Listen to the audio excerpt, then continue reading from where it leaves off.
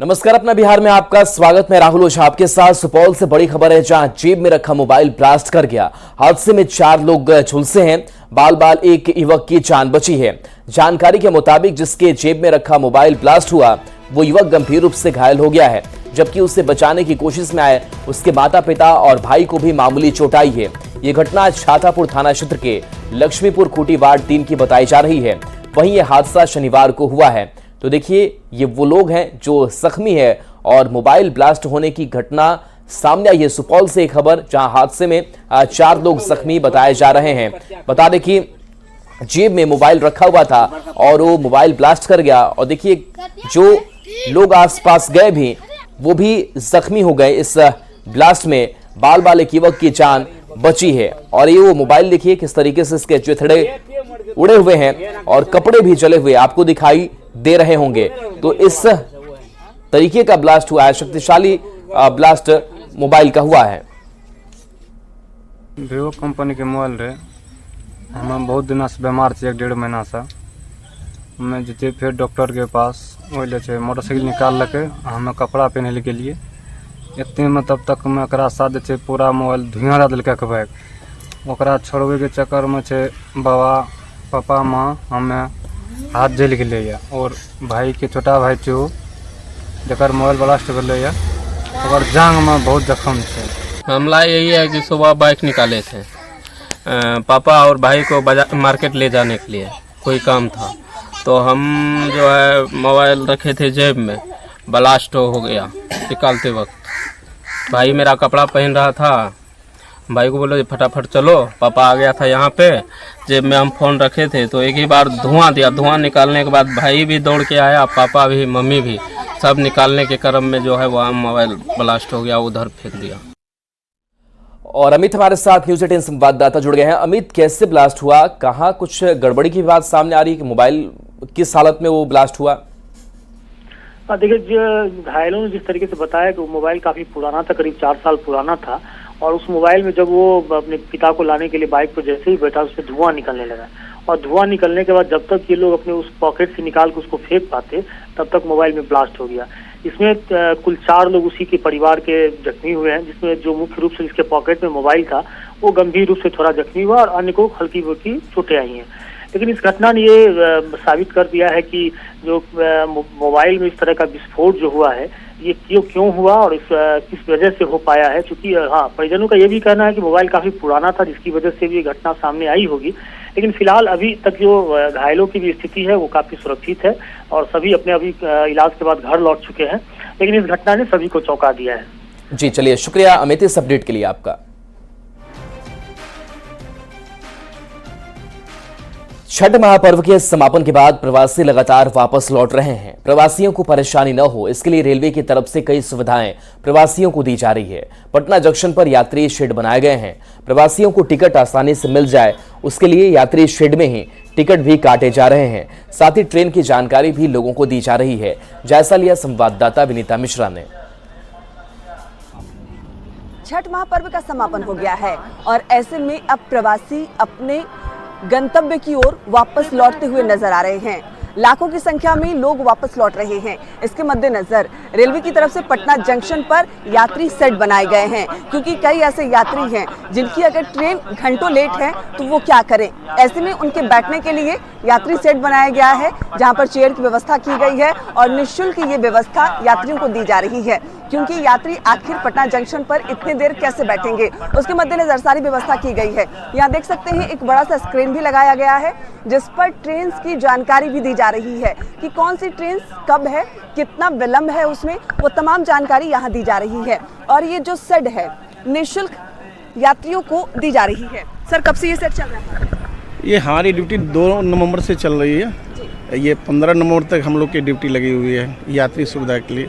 और यात्री बाहर से जो यात्री आते हैं अक्सर निकल ही जा रहे हैं, बाहर चले जा रहे हैं। जो रात की ड्यूटी मान लीजिए, रात के दिन का घर दूर है, ट्रेन लेट है, वो इंतज़ार करते हैं, उनके लिए हर सुविधा है। और कल तो महावीर मंदिर की तरफ से नाश्ता भी मिले थे शाम में। जी जी जी जी। और जो ज़रूरत हो गाड़ी, जैसे कि स्पेशल गाड़ियों का लिस्ट वो रेलवे की तरफ से हमको इशू किया गया, वो हम पैसेंजर को देते रहे। यहाँ तमाम जानकारी भी मिल रही है कि कौन सी ट्रेन कहाँ है, भटकना नहीं है। जी, भटकना नहीं है। और रह गई स्पेशल ट्रेन की जानकारी, जैसे हमारे पास ये दी है, इनको बोल के हाँ माइकिंग कर रहे हैं, जबकि स्पेशल ट्रेन क्योंकि यात्री को असुविधा ना हो, क्योंकि स्पेशल ट्रेन कुछ लेट चल रही है। और यहाँ देख सकते हैं, मतलब किसी को भटकना ना पड़े उसके लिए ये तमाम जो तैयारी है वो की गई है। माइकिंग भी की जा रही है, स्क्रीन के माध्यम से दिखाया जा रहा है। साथ ही कई सारे जो रेलवे के कर्मचारी हैं वो समय समय पर लोगों को जानकारी भी दे रहे हैं। जो दूर से आ रहे हैं या फिर जिन्हें दूर जाना है उनके बैठने के लिए यात्री सेट बनाए गए हैं। यानी छठ महापर्व में जो यात्री जो प्रवासी पटना आए हैं या फिर पटना से जा रहे हैं उन्हें कोई परेशानी ना हो, इसका पूरा ख्याल रखा जा रहा है। विनीता मिश्रा, न्यूज़ 18 पटना। छठ के बाद लोग अपने काम पर लौटने लगे हैं, लिहाजा पटना जंक्शन पर यात्रियों की काफी भीड़ भाड़ देखी जा रही है। जंक्शन के सभी प्लेटफॉर्म पर बाहर लौटने वाले लोगों की भारी भीड़ देखी जा रही है। पटना रेल पुलिस ने भी भीड़ की निगरानी के लिए सभी प्लेटफॉर्म पर ड्रोन से निगरानी करवा रही है।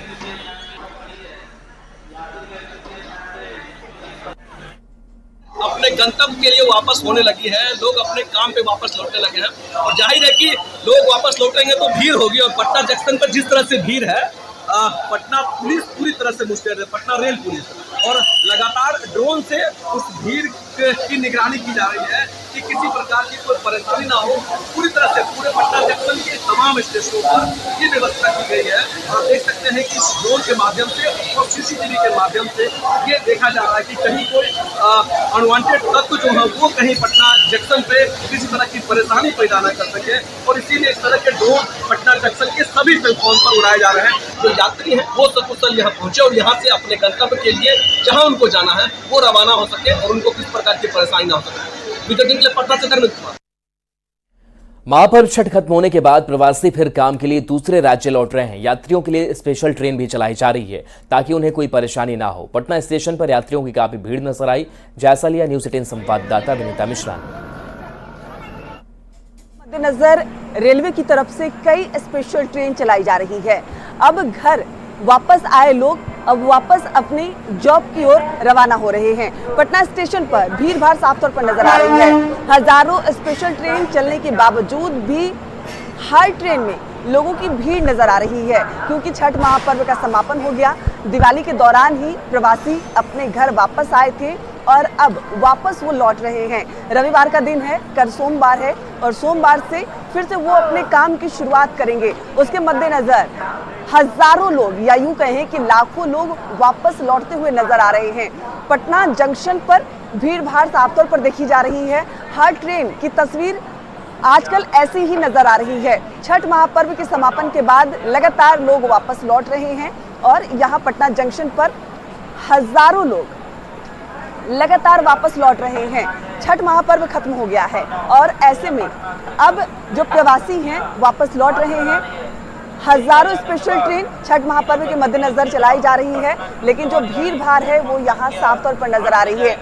स्टेशन पर ट्रेन रुकते ही लोग अपने परिवार के साथ उस ट्रेन पर सवार हो रहे हैं ताकि वो समय पर अपनी जगह जहां से वो आए हैं त्योहार खत्म होने के बाद वापस लौट सके। और यहाँ भीड़ भाड़ नजर आ रही है। परिवार के साथ जो लोग छुट्टी मनाने अपने घर बिहार आए थे, पटना आए थे, वो वापस लौट रहे हैं और लगातार जो लोगों के वापस लौटने का सिलसिला है वो जारी है। अनुमान लगाया जा रहा है कि शायद आज सबसे अधिक भीड़ होगी, क्योंकि रविवार का दिन है। कल सोमवार से लोग अपने काम पर वापस लौटेंगे, जहां से जो आए हैं वो वापस लौट रहे हैं। और इसके मद्देनजर पटना जंक्शन की जो तस्वीर है वो साफ बदली हुई है। हजारों लोग हर ट्रेन से वापस लौट रहे हैं। जंक्शन पर हर ट्रेन में भीड़ भाड़ नजर आ रही है। विनीता मिश्रा, न्यूज़ 18 पटना। 13 नवंबर को पीएम मोदी दरभंगा एम्स का शिलान्यास करेंगे। इसे लेकर बिहार सरकार के समाज कल्याण मंत्री मदन सहनी ने खुशी जताई है। मदन सहनी ने कहा कि दरभंगा एम्स उनके विधानसभा इलाके में बन रहा है, ऐसे में उन्हें और उनके विधानसभा से दरभंगा के लोगों में दोहरी खुशी है। मंत्री मदन सहनी ने शोभन एकमी बाईपास के पंचोप गांव में तैयारियों का भी जायजा लिया। साथ ही उन्होंने एम्स के शिलान्यास को लेकर पीएम मोदी और सीएम नीतीश कुमार का भी आभार जताया।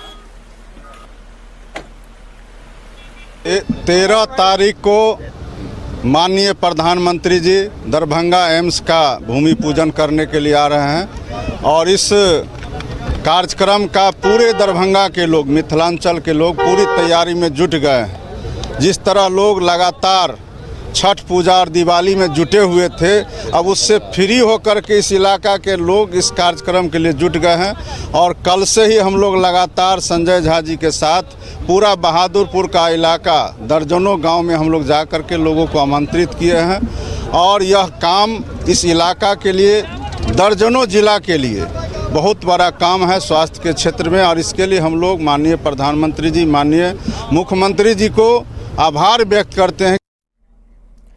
दरभंगा एम्स को लेकर बड़ी खबर है। स्वास्थ्य मंत्री मंगल पांडे ने एम्स को लेकर बड़ा बयान दिया है। उन्होंने कहा कि प्रस्तावित एम्स का बजट भी बड़ा होता जा रहा है। बिहार के दूसरे एम्स का निर्माण दरभंगा में बनाने की घोषणा थी, तब एम्स निर्माण के लिए 1261 करोड़ राशि की बजट थी। बीतते समय के साथ आधुनिक डिजाइन से अब एम्स का निर्माण अब 1700 करोड़ खर्च कर बनाया जाएगा। स्वास्थ्य मंत्री मंगल पांडे ने खुद दरभंगा में प्रेस कॉन्फ्रेंस कर जानकारी दी। वहीं प्रधानमंत्री के दरभंगा आगमन की भी पूरी जानकारी दी। यह जो एम्स यहाँ दरभंगा में बनेगा, पूर्व से 1250 करोड़ रुपया की स्वीकृति हुई थी, लेकिन उसकी रीडिज़ाइनिंग हुई है, वो भी अंतिम चरण में है। तो अनुमान है कि उसकी राशि बढ़ेगी और ये लगभग 1700 करोड़ के आसपास खर्च जाएगा, ऐसा अनुमान है। तो ये इतनी बड़ी योजना यहाँ अब जमीन पे उतर रही है। बिहार में महिलाओं के अनुपात में लगातार कमी आ रही है। हेल्थ मैनेजमेंट इंफॉर्मेशन सिस्टम के जारी आंकड़े के अनुसार पटना में प्रति 1000 बेटियों की संख्या में 27 की कमी आई है, तो मुजफ्फरपुर में 26। सबसे ज्यादा चिंताजनक स्थिति पूर्वी चंपारण की है, जहां लिंगानुपात 908 से घटकर 870 हो गया है। ऐसे में कई तरह के कार्यक्रमों को बढ़ावा देने के अलावा समाज कल्याण विभाग ने सभी जिलों के डीएम को भ्रूण हत्या के खिलाफ बड़े पैमाने पर छापेमारी अभियान चलाने का निर्देश दिया है। इस बारे में और अधिक जानकारी दे रहे हैं न्यूज 18 संवाददाता संजय कुमार। बिहार सरकार ने भ्रूण हत्या के खिलाफ राज्य में बड़े पैमाने पर अभियान चलाने का फैसला लिया है। समाज कल्याण विभाग ने इस मामले को लेकर चिंता जाहिर की है और सभी जिलाधिकारियों को निर्देश दिया है कि वे अपने अपने जिलों में अधिकारियों के साथ बैठक कर लिंगानुपात में आई कमी पर मंथन करें और इसके लिए कई कदम उठाएं। दरअसल हाल ही में हेल्थ मैनेजमेंट इंफॉर्मेशन सिस्टम ने जो नए आंकड़े जारी किए हैं वह वाकई में चिंताजनक है। राजधानी पटना की ही अगर बात कर ले तो यहाँ प्रति 1000 बेटियों की संख्या में 27 की कमी आई है, तो मुजफ्फरपुर में 26 की कमी आई है। जिलावार जो सूची जारी की गई है उसमें गया का लिंगानुपात 917 से घटकर 870 हो गया है, यानी यहाँ 47 अंक की गिरावट दर्ज की गई है। अररिया में 8, अरवल में 45, औरंगाबाद में 1, बेगूसराय में 8, भोजपुर में 10, बक्सर में 7, दरभंगा में 12, गोपालगंज में 11, जमुई में 39, कटिहार में 20, जहानाबाद में 7, नवादा में 30, पूर्णिया में 10, सहरसा में 6, समस्तीपुर में 13, शिवहर में 34, सीतामढ़ी में 23, सुपौल में 3। इस तरीके से जो लिंगानुपात है उसमें गिरावट दर्ज की गई है और सबसे ज्यादा चिंताजनक स्थिति पूर्वी चंपारण की है। पूर्वी चंपारण की अगर बात कर लें तो यहाँ पर जो प्रति 1000 बेटियों की संख्या 908 से घटकर 870 हो गई है, यानी यहाँ की स्थिति काफी चिंताजनक है। तो जाहिर सी बात है, बेटी बचाओ बेटी पढ़ाओ योजना एवं मिशन शक्ति के तहत बेटियों की स्थिति में सुधार के लिए जागरूकता अभियान जिला अनुमंडल और पंचायत स्तर पर संचालित किया जा रहा है। राज्य में स्वास्थ्य विभाग के माध्यम से भ्रूण हत्या की रोकथाम के लिए अब एक ऑपरेशन चलाने का फैसला लिया है सरकार ने। तो निश्चित तौर पर अब जो परिस्थितियां बनी है वैसे में देखना होगा कि हेल्थ डिपार्टमेंट जो है भ्रूण हत्या के खिलाफ जो ऑपरेशन चलाएगा और जो बेटियों के उत्थान के लिए कार्यक्रम चलाए जा रहे हैं उनमें तेजी लाकर कैसे लिंगानुपात की जो कमी है उसकी भरपाई की जा सकती है। कैमरा पर्सन सुबोध के साथ संजय कुमार, न्यूज 18 पटना। गोपालगंज में डेंगू का प्रकोप बढ़ता ही जा रहा है। त्योहार खत्म होने के बाद डेंगू का लार्वा ग्रामीण इलाकों में बढ़ा है, जहां 4 नए मरीज मिले हैं। वहीं भोरे में 1 मरीज की मौत हो गई। गोपालगंज में सरकारी आंकड़ों के अनुसार अब तक 70 डेंगू मरीज मिल चुके हैं। सिविल सर्जन डॉक्टर वीरेंद्र प्रसाद ने कहा कि डेंगू को लेकर जिले भर के अस्पतालों में अलग वार्ड बनाए गए हैं। फॉगिंग भी लगातार कराई जा रही है। गोपालगंज के सदर अस्पताल से और अधिक जानकारी दे रहे हैं न्यूज 18 संवाददाता गोविंद कुमार। त्योहारों के बीतने के बाद गोपालगंज में डेंगू का प्रकोप बढ़ता ही जा रहा है। गोपालगंज में इस वक्त डेंगू के संबंधित 4 नए मरीज मिले हैं और इन मरीजों को सदर अस्पताल के अलावा अलग अलग अस्पतालों में भर्ती कराया गया है।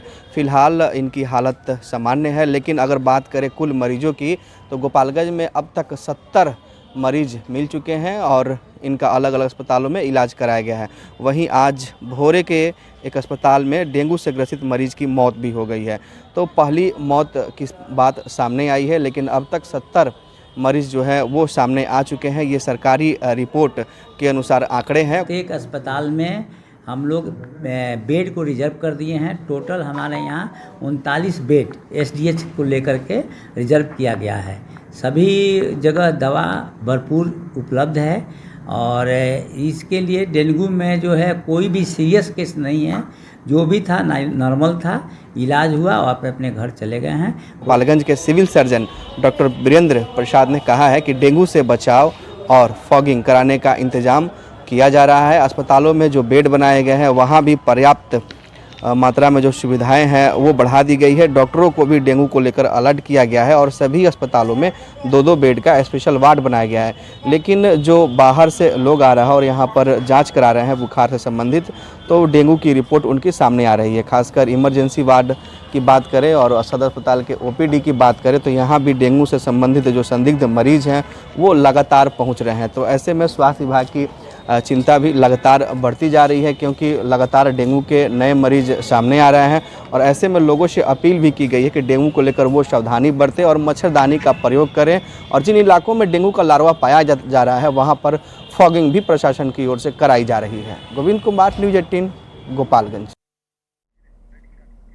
और देखिए, प्रधानमंत्री नरेंद्र मोदी झारखंड दौरे पर हैं। सीधे आपको पीएम के कार्यक्रम में लिए चल रहे हैं। तो देखिए, आज जनसभा को संबोधित स्वागत और अभिनंदन करेंगे प्रधानमंत्री नरेंद्र हमारे मोदी। टुंडी से विकास महतो जी, तारा देवी जी, रागिनी सिंह जी, शत्रुघ्न महतो जी, लंबोदर महतो जी, राज सिन्हा जी, अपर्णा सेन गुप्ता जी, हमारे बीच बिरंची नारायण जी, आप सभी हमारे माननीय यशस्वी मुख्यमंत्री को स्मृति चिन्ह भेंट करके उनका स्वागत अभिनंदन करते हुए झारखंड की यह धरा अपने आप को बहुत ही सौभाग्यशाली समझती है कि आज यह ऐतिहासिक क्षणों की गवाह बनी है जब भारत के प्रधानमंत्री हमारे बीच उपस्थित है। और अब आज चंदन क्यारी की इस धरती पर जिससे हमें यह अवसर मिला है अपनी कर्तव्य निष्ठता और प्रतिबद्धता से चंदन क्यारी को उत्तरोत्तर प्रगति के पथ पर ले जाने वाले चंदन क्यारी के लोकप्रिय विधायक सह नेता प्रतिपक्ष आदरणीय अमर कुमार बावरी जी से आग्रह करते हैं कि वो मंच पर आए और अपना संबोधन दे। आदरणीय अमर कुमार बावरी जी। भारत माता की। चंदन क्यारी के बाबा भैरवनाथ की इस पावन भूमि पर स्वर्गीय विनोद बिहारी महतो, स्वर्गीय समरेश सिंह जी, स्वर्गीय ए.के. राय जी के इस कर्म भूमि पर देश के आजादी के बाद चंदन क्यारी में पहली बार अपने देश के लाडले प्रधानमंत्री, विश्व के सर्वाधिक लोकप्रिय नेता, हम सबके मान अभिमान, हम सबके शान, 100 अरब देशवासियों के सामर्थ्य को आगे बढ़ाते हुए देश को दुनिया के सर्वश्रेष्ठ देश में हमें स्थापित करने के लिए लगातार 2047 के विकसित भारत की सपना देख करके आज हमारे बीच में इस आम चुनाव सभा में हमको संबोधित करने के लिए आए हैं। परम आदरणीय नरेंद्र भाई मोदी जी के लिए एक बार दोनों हाथ उठा के कहें, भारत माता की, भारत माता की, वंदे वंदे, जय श्री राम, जय जय श्री राम। आदरणीय प्रधानमंत्री जी, अपने लाडले प्रधानमंत्री जी का हम सब स्वागत करते हैं। अपने मंच पर बैठे हुए कार्यकारी अध्यक्ष और पूर्व सांसद आदरणीय डॉक्टर रविंद्र राय जी, मंच पर बैठी हुई अपने भारत सरकार की कैबिनेट मंत्री श्रीमती अन्नपूर्णा देवी जी, अपने पूर्व सांसद श्रीमान पीएन सिंह जी, स्थानीय सांसद श्रीमान ढुलू महतो जी, अपने 10 विधानसभा के स्थानीय अपने प्रत्याशी श्रीमती अपर्णा सेन गुप्ता जी निरसा। तो बोकारो में पीएम की सभा और पीएम जब बोलेंगे तो वो सुनाएंगे भी। बढ़ते आगे एलजेपी आरवी के प्रदेश अध्यक्ष राजू तिवारी ने जनसुराज में जाने की अटकलों को पूरी तरह से भ्रामक बताया है। राजू तिवारी ने कहा कि कुछ लोग षड्यंत्र के तहत इस तरह की बातें फैला रहे हैं, साथ ही कानूनी नोटिस भेजने की बात कही है। राजू तिवारी ने कहा कि हमारी पार्टी लगातार चिराग पासवान के नेतृत्व में बिल्कुल मजबूती से बढ़ रही है और मैं पार्टी को छोड़कर कहीं नहीं जाने वाला हूं। नोटिस भी भेज चुका क्योंकि मेरा फोटो उन्होंने यूज किया है और ये सब बात का जवाब देना भी मैं उचित नहीं समझता हूँ। हमारे दल की लोकप्रियता से घबरा कर कुछ लोग ऐसा चलाते हैं। आप देखते होंगे लगातार अब हमारा दल दिन प्रतिदिन हमारे नेता के नेतृत्व में मजबूत हो रहा है। ये कोई जरूर खबर चलाना ये पीछे षड्यंत्र है। मैं उनसे फोन पर भी बात करूँगा और ये सब चलता रहता है। हमारे दल को हमेशा जब भी हमारा दल आज दिन प्रतिदिन मजबूत हो रहा है। बिहार में क्या बात करते हैं, मैंने राजनीति की शुरुआत लोजपा से की है। मैं आज तक किसी दल का सदस्य हुआ हूँ तो पहली बार लाइफ में राजनीति का सदस्य शुरू किया तो रामविलास पासवान जी के नेतृत्व में काम किया। आज चिराग पासवान जी के नेतृत्व में हम काम कर रहे हैं, इसमें कहाँ से। बेलागंज विधानसभा उपचुनाव की तारीख जैसे जैसे नजदीक आ रही है वैसे वैसे सभी दल के नेताओं का चुनाव प्रचार जोर पकड़ता जा रहा है। आरजेडी नेता उसामा शहाब ने बेलागंज विधानसभा क्षेत्र के लक्ष्मीपुर गांव में आरजेडी प्रत्याशी विश्वनाथ कुमार सिंह और फिर विश्वनाथ यादव के पक्ष में नुक्कड़ सभा को संबोधित कर वोट की अपील की। इस दौरान एक युवक ने विश्वनाथ के लिए एक टिप्पणी कर दी। बस इसी बात पर पार्टी के लोगों ने उसकी पिटाई कर दी। दरअसल उसामा शहाब ने सभा को संबोधित करते हुए कहा कि अगर आरजेडी प्रत्याशी विश्वनाथ यादव ने कोई भूल चूक की है तो आप उन्हें माफ करने की कोशिश करें। इतना कहते ही भीड़ से आवाज आती है कि वो माफी के लायक नहीं है। इसके बाद समर्थकों ने उस युवक को पकड़ लिया और भरी सभा में उसे दौड़ा दौड़ा कर पीटा। बाद में किसी तरह लोगों ने युवक को बचाया।